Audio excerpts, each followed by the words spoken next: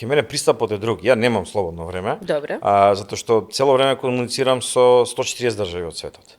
Кои што се научени дека ако сакаат брз одговор или насока или искуство или совет, се обраќаат кај мене. И тоа се три временски зони диаметрално спротивни една на друга. Значи, кога да завршиш со Европа, почнува да се јавуваат од америчкиот регион. Кога заврши америчкиот регион, се буди Азија. И тоа е еден луп кој што веќе 3 години не завршува. Спијам, сега малце повеќе, по 6-7 сата, меѓутоа има периоди кога спијам по 2-3 сата на ден, кога не може да се постигне, посебно кога сме на евент.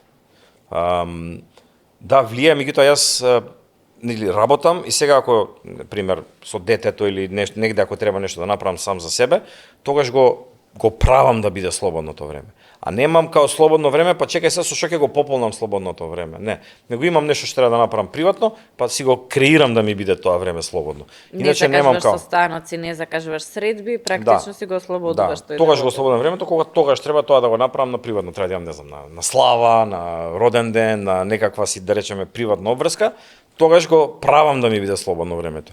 Иначе ако немам обврски, јас буквално 20 сати од денот слободно можам да сум. Сега ќе ти го покажам телефонот после, ако е под 100 нотификации, јас што сакаш ќе ти дам. Колку патуваш за работата? Много. Патуваш често? Многу. Минатата година скоро 250 дена не бев тука. Посетени некои 20 и 30 на држави. Многу летање, многу сати. У мили среќа Туркиш ми води евиденција се негде околу 150.000 мили. Ке добиеш некој гратис летање? Па и можам да ги сменам милите со авионска карта, да, ама нека седат, сега пошто немам кога. И секој време кога не патувам, сакам да го искористам да останам од се тука, пошто колку повеќе искаш во Македонија заборавам. Забораваш делот како е тука. И убавите и лошите работи, нели, нашиве небулози што се дешаваат од држава, меѓутоа не е свен толку лошо кај нас, има и убави работи. Апсолутно. И кој ќе го видиш светот, сваќаш дека кај нас е стварно навистина убаво се живее во Македонија. Имаме предности затоа што кога ќе отидеш во Индонезија, кога ќе видиш сиромаштијата таму, кога ќе отидеш во Филипини, Рио, сите Рио или Лас Вегас, сите мислиме Лас Вегас дека не знам што. Значи тоа е дел, а другото не го гледаме. Ние тоа што гледаме е најубавото.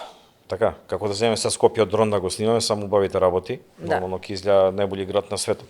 Меѓутоа, тој ќе влезеш таму, ќе такви дронски снимки. Има, знам, затоа ги давав како пример, пошто ги видов, ја леле, викам кај живеа, дури онака горд се осетив.